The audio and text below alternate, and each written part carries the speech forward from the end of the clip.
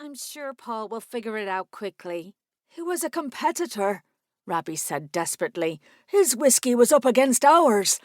Were they going to think Niamh and I killed him? Megan's eyebrows rose and she turned to look at her uncle. I don't know, Uncle Rabbie. Should they? Do you have some kind of beef I don't know about?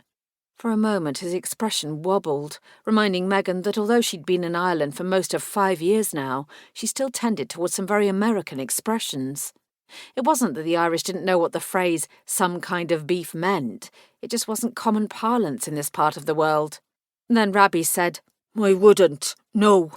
Almost sullenly, like a child caught on the cusp of misbehaving. Rabbie? Megan heard the warning in her question, and her uncle's jaw set.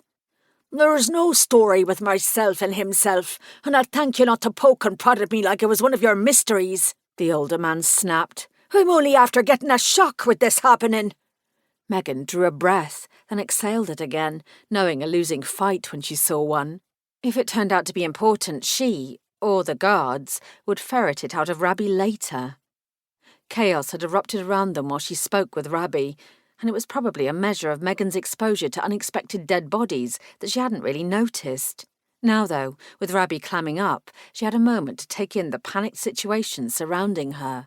The Dublin Whisky Festival had grown large enough over the past several years to hold its opening evening at the Convention Centre, a Celtic tiger venue overlooking the River Liffey and the harp-shaped Samuel Beckett Bridge.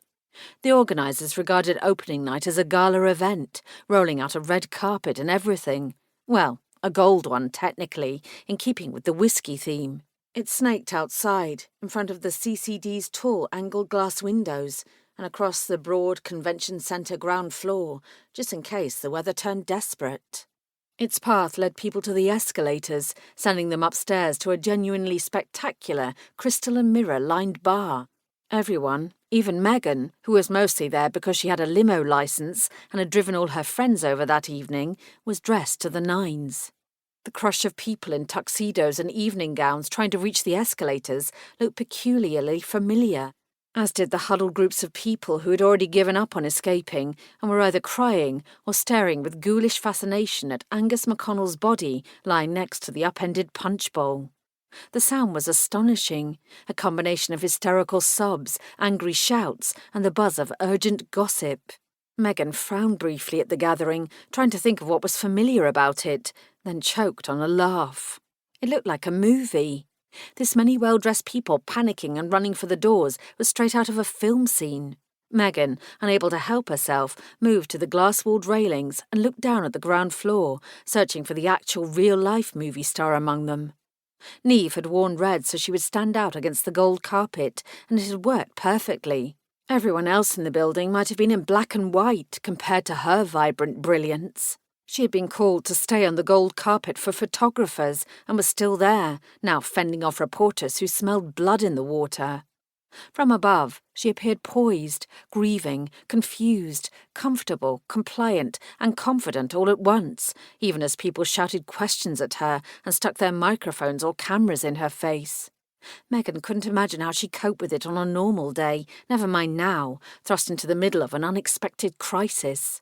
Paul Burke's voice rose. Megan turned away from watching Niamh to listen to the police detective as he asked people to put their phones away and to please not post on social media right now. He might as well have asked the tide not to rise, but Megan admired the fact that he even made the effort. A few people did put their phones away, their expressions either sheepish or mortified, depending on their level of guilt.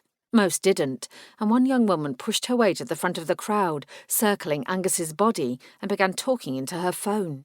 She looked about 11 years old from Megan's early 40s vantage point, but an actual tween would have adults supervising her, and Paul wasn't that lucky in this situation. Podcaster Hannah Flanagan came from a genuinely well-respected whisky family in Ireland, her family's distillery going back nearly 200 years.